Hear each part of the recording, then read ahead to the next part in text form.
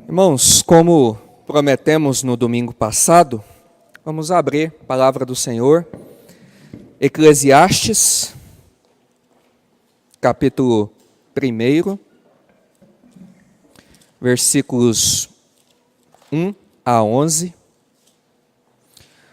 Nós começaremos, a partir de hoje, uma série de meditações nesse livro.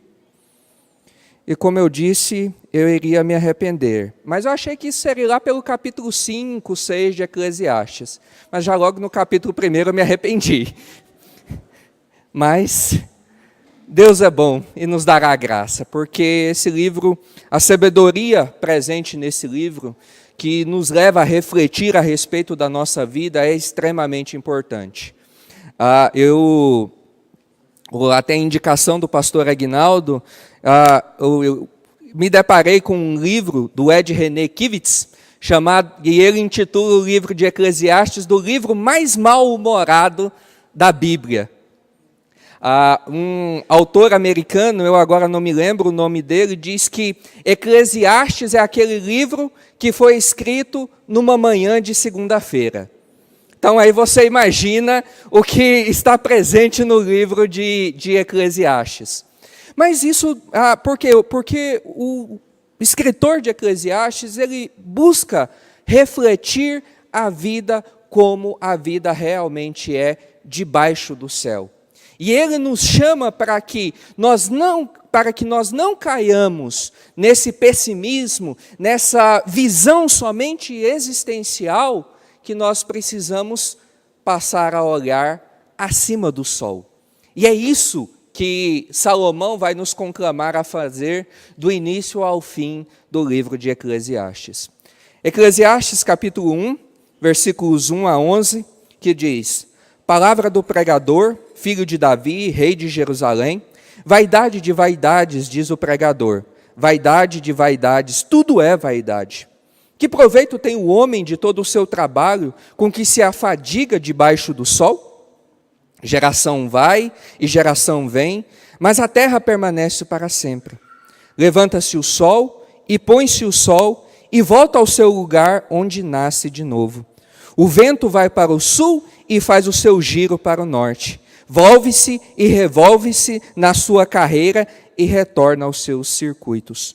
Todos os rios correm para o mar e o mar não se enche. Ao lugar para onde correm os rios, para lá tornam eles a correr. Todas as coisas são canseiras tais, que ninguém as pode exprimir. Os olhos não se fartam de ver, nem se enchem os ouvidos de ouvir. O que foi e o que há de ser, e o que se fez, isso se tornará a fazer. Nada há, pois, novo debaixo do sol. Há alguma coisa de que se possa dizer, vê isto é novo? Não. Já foi nos séculos que foram antes de nós. Já não há lembrança das coisas que precederam, e das coisas posteriores também não haverá memória entre os que hão de vir depois delas. Vamos orar? Senhor, no nome de Jesus, obrigado pela Tua palavra aberta diante de nós e por esse livre acesso que nós temos a ela. Que o Senhor, ó Deus, nos dê graça, que o Senhor, ó Deus, haja com misericórdia sobre as nossas vidas, que o Teu Espírito Santo ilumine as nossas mentes, a fim, ó Deus, de que possamos compreender de fato o que o Senhor tem a nos dizer por meio do Teu servo Salomão. É em nome de Jesus que nós oramos. Amém. Irmãos, o texto dessa nossa primeira mensagem é a vida debaixo do sol. Porque essa é uma expressão, e depois nós, no final do nosso sermão, nós vamos observar que ela aparece por diversas vezes nesse texto que nós acabamos de ler, e em todo o livro ela vai aparecer por diversas vezes. Por isso, então, nessa primeira mensagem, eu gostaria que nós pensássemos a respeito da vida debaixo do sol. Porque é isso que Eclesiastes vai nos chamar e vai nos conclamar a fazermos uma reflexão a respeito da vida. Porque Eclesiastes, ele vai narrar o esforço inútil de uma pessoa no seu árduo trabalho rotineiro que nunca será concluído. O autor, conhecido e aqui narrado como Kohelet, traduzido como o pregador, é descrito por si mesmo como filho de Davi, rei de Jerusalém. E o autor, no decorrer do livro, ele jamais vai se intitular ou se chamar Salomão. Mas, diante daquilo que nós encontramos, dos fundamentos que nós encontramos no livro de Eclesiastes, embora alguns estudiosos e alguns teólogos vão afirmar que não é Salomão, mas nós encontramos fundamentos sólidos para crer que quem realmente escreveu o livro de Eclesiastes foi Salomão. E a Salomão foi dado uma grande sabedoria. Não há na história outro homem que Deus concedeu tamanha sabedoria como concedeu a Salomão. Mas Salomão, ao longo da sua caminhada, ele acabou caindo em apostasia, abandonando aquilo que ele acreditava. Contudo, ao final da sua caminhada, já perto da sua morte, quando ali a morte estava batendo a sua porta, Salomão então passa a escrever o livro de Eclesiastes e apontando ali para uma reflexão bem realista sobre a vida debaixo do sol, sobre o que acontece debaixo do sol. E ao final da sua vida, e apesar do mesmo ter vivido e experimentado tudo o que ele poderia experimentar enquanto rei de uma grande geração, tudo o que o seu cargo poderia lhe oferecer, ele chega à conclusão e constata que a vida nada mais é do que sem sentido, ilusória e também fugaz. Ou seja, embora as coisas deste mundo sejam boas sejam boas e valiosas, ao mesmo tempo, essas coisas elas são imperfeitas e escapam por entre os vãos dos nossos dedos e acabam por não nos satisfazer. E esta tensão entre esse mundo belo e cheio de coisas boas e um mundo também que não nos satisfaz, isso nos comove e isso também nos corrói. Basta, irmãos, nós olharmos para a nossa vida, não precisa nem olhar para a vida do irmão, basta olharmos para a nossa própria vida, que em certo dia nós constataremos que nós estamos satisfeitos com o trabalho, com a família, com os nossos planos, mas no dia seguinte já estamos insatisfeitos e com um vazio, acreditando que tudo é inútil e sem sentido. Eu acho que isso acontece só comigo, eu acho que com vocês não acontece. Mas comigo, de repente, eu me pego desse jeito. E eu creio que isso acontece com todos nós. E nessa reflexão sobre a vida, Salomão mostra o realismo da nossa jornada existencial nesse mundo caído, nessa terra de sombra, nessa terra de vaidades. Do lado humano, o que se faz debaixo do sol não parece refletir o que realmente se espera. E, de fato, grande parte do nosso labor, do nosso desgaste, do nosso empenho, não tem nenhum sentido ou proveito. É por isso que Salomão, nessa parte introdutória que nós aqui acabamos de ler, ele vai mostrar de forma bem realista como é a vida vivida debaixo do sol. Ou seja, que a vida debaixo do sol, e aqui a ressalva, sem Deus, se resume apenas em vaidade, fragilidade e frustração. O que Salomão vai nos mostrar aqui, no versículo 1 a 11, é que uma vida apartada de Deus, distante de Deus, sem a presença de Deus, não passa de uma vida cheia de vaidades, de frustração e também de fragilidade. Diante, então, dessa pequena introdução, a pergunta é: como, então, é a vida debaixo do sol? Como é essa realidade debaixo do sol, aqui relatada e analisada por Salomão? Em primeiro lugar, a vida é frágil. Debaixo do sol, a vida é frágil.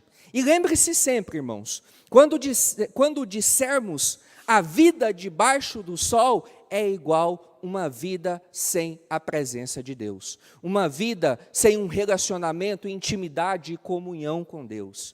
Nesse sentido, a vida debaixo do sol, totalmente apartada do Senhor, ela é frágil. O versículo 1 e 2 diz: palavra do pregador, filho de Davi, rei de Jerusalém, vaidade de vaidades, diz o pregador, vaidade de vaidades, tudo é vaidade. No hebraico, a palavra traduzida aqui por vaidade, na Almeida Revista e Atualizada, é a palavra revel, que significa vapor, fumaça, algo efêmero, algo passageiro, algo que não tem como o homem segurar. Nesse sentido, as melhores traduções que expressam o sentido da palavra revel, que traz consigo conceitos de brevidade, descrédito, fragilidade e futilidade, são as traduções que encontramos na NVI, na Nova Versão Internacional, ou na NTLH, Nova Tradução na Linguagem de Hoje. Na NVI encontramos: grande inutilidade, diz o mestre. Que grande inutilidade? Nada faz sentido. E na Nova Tradução, na linguagem de hoje, diz: é ilusão. É ilusão, diz o sábio. Tudo é ilusão. Lá no Salmo 78, o salmista usa a palavra revel para dizer que Deus fez com que os seus dias dissipassem como um sopro. Nesse sentido, a vida é como um sopro, passa rápido, e está aqui e logo é dissolvida. No Novo Testamento, nós encontramos essa mesma ideia no livro de Tiago, onde ele compara a vida como a neblina, que de manhã ela ali se encontra, mas que logo em seguida é dissipada. Logo já não se vê mais. E aqui eu me lembro de quando mais novo, na época de frio, e aí na minha região, lembre-se, frio, 20, 22 graus, no máximo. De manhãzinha, nós tínhamos aquela brincadeira assim de soltarmos o hálito quente pela nossa boca para ver a fumacinha saindo. E o que aqui ele está comparando é que a nossa vida é como aquela fumacinha que sai da nossa boca de manhã quando está muito frio. Nós a vemos por um pouco instante, mas logo ela desaparece rapidamente. E se nós olharmos a respeito da nossa vida e pensarmos, será que conosco também não é a mesma coisa? Será que a nossa vida, assim como a neblina, também não se dissipa rápido? Onde foram parar os seus anos? O que aconteceu com a sua juventude, a sua energia, a sua saúde? Nossa vida é como a neblina da manhã que logo desaparece. Cada década passa mais rápido do que a outra. Geralmente, a gente para pensar nisso, geralmente no final do ano. Nossa, já estamos nos preparando novamente para as comemorações de final de ano. Parece que nós estávamos nos empanturrando de comida no Natal e no Ano Novo há poucos dias. E já estamos aqui preparando tudo para morrermos de tanto comer. Se nós pararmos para pensar, irmãos, o tempo entre 10 e 20 anos é muito maior do que 30 e 40 anos de idade. Eu ficava assim, nossa, eu preciso chegar logo aos 15 anos, e aquilo parecia uma eternidade. Mas aí depois dos 20 a coisa passa rápido. Dos 30... vai mais, dos 40 aí é ladeira abaixo, sem freio. Tudo passa rápido. A vida é efêmera, a vida é frágil. Um vírus ridiculamente pequeno é capaz de, em instantes, acabar com as nossas vidas. Um acidente, um descuido, um homem mau na cidade, e a nossa vida se vai. E todas as pessoas, irmãos, em maior ou menor grau, implicitamente ou explicitamente, creem nessa verdade da fragilidade da vida. Não, de maneira alguma. As pessoas, elas querem viver muito, elas acham que são eternas. Como o pastor Aguinaldo aqui disse, basta nós olharmos para a cultura, para os nossos filmes, para os nossos seriados, para a literatura, que nós vamos observar que o quanto as pessoas são fascinadas pela fragilidade da vida. E o quanto elas creem que a vida é frágil. Apocalipse zumbi, invasão de alienígenas. O History tem lá os alienígenas do passado. E eu até estou assistindo, eu gosto daquela porcaria. Epidemias, guerras nucleares, o planeta se voltando contra nós, meteoros. Basta, irmãos, nós olharmos para o que passa na TV, para as pessoas ali reconhecerem que a vida realmente é frágil, que basta alguma coisa para que a vida se dissipe, ela vai embora, ela escorra pelos vãos dos nossos dedos. Como disse, nós bem sabemos dessa realidade, mas ficamos nos enganando e inventando coisas para apagar essa ideia da nossa mente, para desviar o foco dos nossos corações. Mas ela é aquele fantasma que sempre nos atormenta em um ponto da nossa vida. Ela é aquele fantasma que aparece quando nós desligamos a luz do nosso quarto e colocamos a cabeça no travesseiro. Que nós nos lembramos que a vida é frágil. Mas em segundo lugar, a vida debaixo do sol é repetitiva e nada de novo acontece. Em segundo lugar, a vida debaixo do sol é repetitiva e nada acontece. No versículo 3 diz: que proveito tem o homem de todo o seu trabalho, com que se afadiga debaixo do sol? O pregador aqui, Salomão, agora ele passa a partir do verso 3 a destrinchar, a desembrulhar as ideias que ele colocou nos primeiros versículos. Porque agora ele vai examinar o mundo e tentar ver se, quem sabe, ele não encontra algo de sentido, de algo pelo qual vale a pena lutar. Será que o homem tem proveito de todo o seu trabalho? Será que vale a pena investir a minha vida, o meu tempo, a minha saúde em trabalhar? Será que eu terei lucro? Será que eu terei resultado dessas coisas? E o autor diz: não. Porque nós estamos, irmãos, acostumados, e os outros também estão, e afirmam por aí, que se nós nos esforçarmos nos estudos, em trabalhos, em nossas vidas, teremos bons resultados. Mas o pregador diz não. E basta nós olharmos para a vida debaixo do sol. Um trabalhador olha para a sua história de trabalho, para a sua carreira, há anos naquela repartição pública, e ele chega à conclusão que parece que ele não fez muita coisa. Outros trabalham de sol a sol, pegam um ônibus lotado todos os dias e não veem mudança, não veem proveito algum, mal conseguem sobreviver. Talvez um pai ou mãe olhe para a sua família e pense: eu ensino e ensino esse moleque, e aí parece que ele não aprende. Isso não acontece, né? Acho que era só lá em casa que minha mãe vivia falando isso para mim. A mudança, mas será que é tão grande assim? Será que é suficiente para nós considerarmos lucro? O autor então segue e fala sobre a mesmice de tudo e lista uma série de coisas que parecem não avançar. No versículo 4 ele fala de geração vai, geração vem, mas a terra permanece para sempre. Ele está aqui refletindo sobre uma geração que simplesmente faz as mesmas bobagens, os mesmos erros, seguem o mesmo caminho que as gerações anteriores seguiram.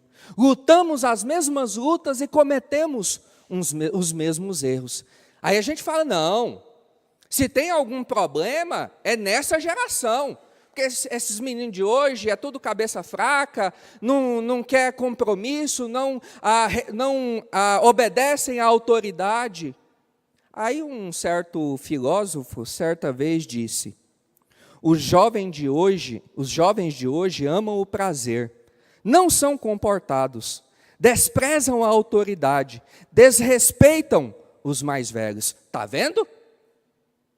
O problema é dessa geração. A passada era, legal. Só que quem escreveu isso aqui foi Sócrates.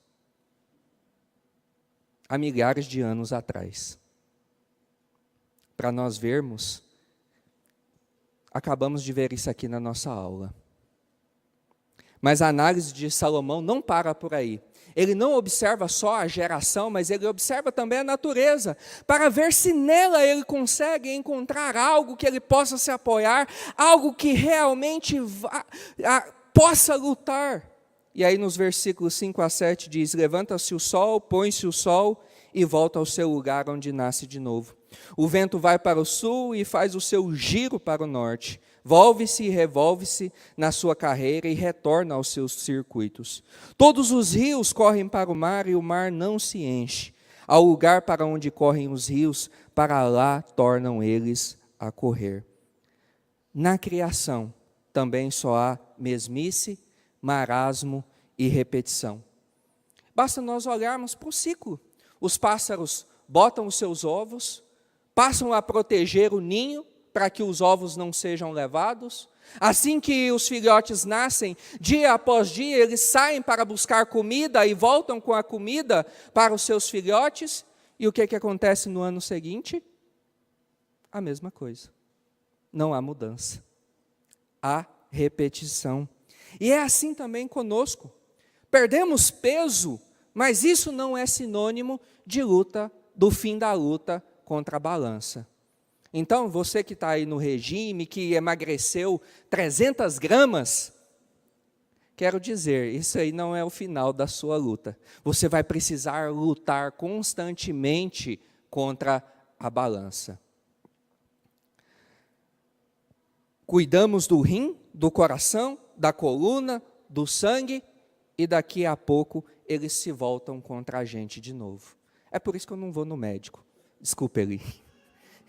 Porque eu não quero achar o que eu não estou procurando. Mas não sigam meus maus exemplos. Vão ao médico regularmente. Mas aí, depois de analisar a natureza, Salomão então deixa eu olhar em outro lugar. E ele então passa a olhar a história humana para ver se encontra algo novo. E então nos versículos 8 e 9 ele diz: todas as coisas são canseiras tais que ninguém as pode exprimir. Os olhos não se fartam de ver, nem se enchem os ouvidos de ouvir. O que foi, o que há de ser e o que se fez, isso se tornará a fazer. Não há, pois, novo debaixo do sol. Uma nação se destaca ali, logo ela cai. Ou em seguida outra nação se levanta e logo ela cai. Os países lutam as mesmas guerras há séculos. Um povo X está insatisfeito no seu país, a região Y quer se separar da região Z, nada muda. A história é sempre a mesma. Terminamos um projeto no nosso trabalho, descansamos um pouco e já temos que lidar com um novo projeto. Aprendemos uma nova língua e aí, quando acabamos de aprender, descobrimos que tem mais umas 250 línguas para nós aprendermos. Lavamos a roupa, limpamos a casa, fazemos comida e adivinha o que teremos de fazer no dia seguinte? Tudo de novo. Cuidamos dos filhos, ensinamos os filhos e amanhã tudo se repete. Você explica para o marido o lugar onde ele precisa guardar o sapato, que a cama não é o lugar de colocar a toalha molhada, e adivinha o que você vai ter de fazer amanhã? Explicar novamente para ele que o sapato é na sapateira e que há um lugar específico para se colocar a toalha que não é a cama. E aí Salomão continua, no versículo 11 diz: já não há lembrança das coisas que precederam, e das coisas posteriores também não haverá memória entre os que hão de vir depois dela. O que Salomão está dizendo é aquilo que parece tão importante hoje, será esquecido em poucos anos. Os nossos triunfos, os nossos prazeres, em poucos anos ninguém se lembrará deles. A nossa fama atual não durará 2 gerações. Você se lembra o nome dos seus tataravós? Eu não sei nem o dos meus bisavós. Dos meus avós, eu preciso assim, é porque ainda me ajuda, né? Que 2 vós chamava Maria. Então, num nome eu mato 2 coelhos numa cajadada só. Irmãos, você daqui a algum tempo será no máximo uma curiosidade fotográfica. E eu sinto muito em dizer, mas enquanto, irmãos, nós continuarmos a buscar a satisfação do nosso coração nas coisas desse mundo, nós continuaremos sempre frustrados. E se você e se eu ainda não estamos frustrados, é porque ainda nós estamos correndo atrás desse ciclo de encher a vida com coisas e com repetições. Mas logo, logo, nós iremos perceber que o vapor vai bater o nosso rosto. E aí, irmãos, depois de Salomão trazer, né, esse cenário tão caótico e desesperador, eu acho que nem Nietzsche, no seu existencialismo, era tão pessimista como aparentemente Salomão está aqui pintando a vida. Mas em terceiro lugar, a vida só faz sentido curandeu. A vida só faz sentido curandeu, ou seja, diante de Deus. Talvez você tenha percebido que uma certa expressão, ela aparece por diversas vezes aqui e ao longo do livro, que é a expressão debaixo do sol. Salomão está aqui com essa expressão nos dando uma pista, nos dando uma dica. Ele está explicando para mim e para você que esse mundo de vapor é passageiro, mas que há algo duradouro, que há algo pelo qual vale a pena lutar, pelo qual vale a pena nós nos agarrarmos. Ele está dizendo que a vida é efêmera, é curta, é frágil, não tem sentido. E aí vem a ressalva, mas isto debaixo do sol. Olhamos o mundo a partir de uma perspectiva terrena, não encontraremos durabilidade. A vida debaixo do sol sempre será frágil, por isso precisamos olhar a vida por cima do sol. É isso que Salomão está nos dizendo. Tire os olhos de debaixo do sol e coloque os seus olhos acima do sol. O que Salomão fez nos versículos de 1 a 11, pintando esse quadro catastrófico, a mim e a você, era com o intuito de que eu e você possamos apreciar Deus na sua plenitude. Salomão, ao trazer a análise real da vida como ela é, o intuito dele é fazer com que, retirando tudo isso, nós possamos apreciar a Deus na sua plenitude. É retirar do nosso coração qualquer ídolo, qualquer esperança, qualquer possibilidade de encontrarmos vida fora de Deus. Ou seja, Salomão está fazendo um trabalho de demolição. E ele vai utilizar diversos capítulos do livro de Eclesiastes para colocar esse edifício totalmente abaixo, para demolir qualquer esperança que eu ou você tenhamos nessa vida debaixo do sol, nos mostrando onde há realmente a possibilidade e onde realmente a vida ela pode ser encontrada. Tentando ilustrar mais ou menos isso, imagine um extraterrestre, eu estou assistindo muito History, né? Eu tenho que parar, vou passar agora para o Discovery. E aqui, irmãos, extraterrestre não existe, viu? Vai que alguém no nosso meio aqui ainda acredite que extraterrestre existe, é só uma ilustração. Imagine que extraterrestres cheguem no planeta Terra e que eles, a primeiro lugar que eles não conhecem nada do planeta Terra, e o primeiro lugar que eles visitem seja uma cidade totalmente destruída por uma guerra. E então ali, ao pousarem a sua nave, eles começam, que arquitetura interessante, aqui eles constroem as casas, os edifícios só pela metade. Eles olham as paredes tudo cheias de buraco, de balas, e pensam, que interessante essa decoração dos terráqueos. Eles começam a andar na rua e veem ali corpos jogados, deixados na rua, e eles pensam, é isso que eles fazem com seus mortos? Eles deixam na rua para que todo mundo pense.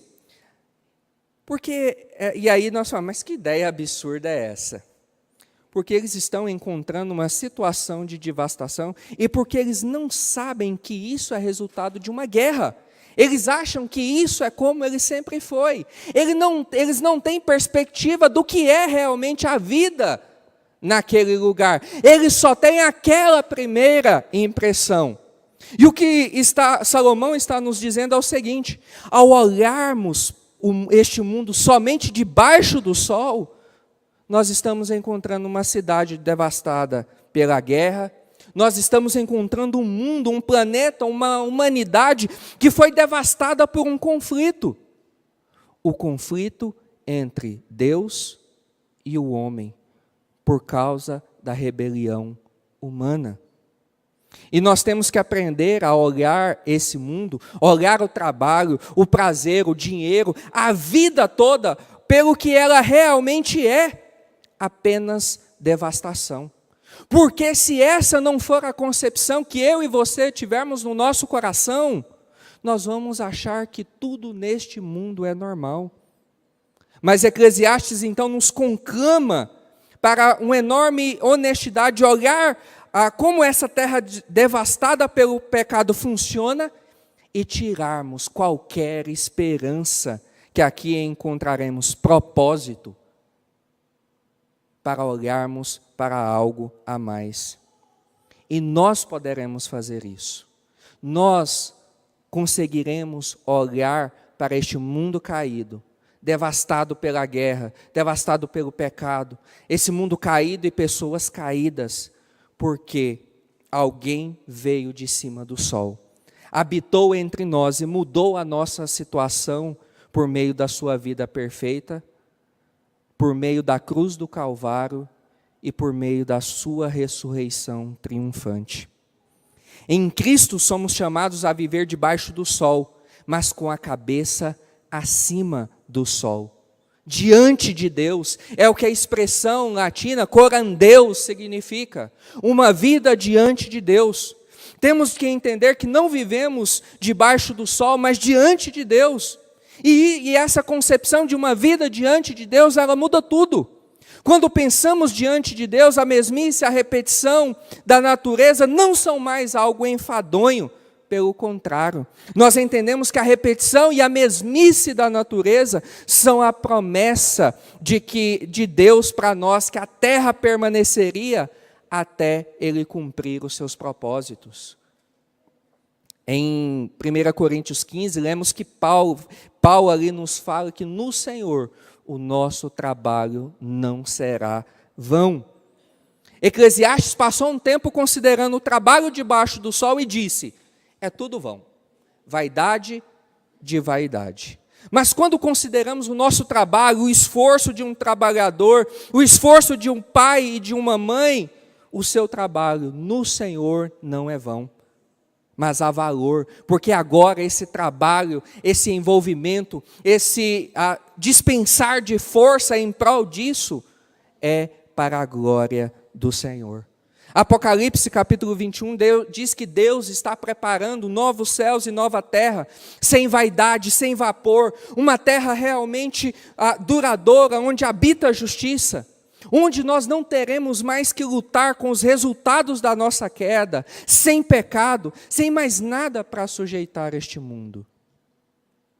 Para encerrarmos, por isso, irmãos, diante de tudo isso que aqui ouvimos, nós precisamos parar de correr atrás do vento e retirar o coração das ilusões que temos desse mundo. E precisamos passar a viver diante de Deus. Está na hora de eu e você passarmos a olhar para a vida acima do sol. Vamos orar? Senhor, no nome de Jesus, nós clamamos a Deus a Tua misericórdia. Clamamos, Senhor, a Tua ajuda, para que possamos, ó Deus, viver e praticar aquilo que o Senhor tem nos ensinado. Nos ajude, ó Deus, a termos os olhos unicamente e exclusivamente no Senhor. Porque os nossos olhos, ó Deus, muitas vezes estão fixos neste mundo. Nós fincamos, ó Deus, as raízes debaixo do sol. Nós dispensamos, ó Deus, toda a nossa força, todo o nosso envolvimento, toda a nossa energia naquilo que está debaixo do sol. E a Tua palavra mesmo diz, ó Deus, que tudo isso é vaidade de vaidade, é vapor, é efêmero, é frágil, é repetitivo. Por isso, ó Deus, nos ajude a estarmos sempre diante do Senhor, a olharmos, ó Deus, a vida acima do sol. É em nome de Jesus, ó Deus, que nós oramos. Amém.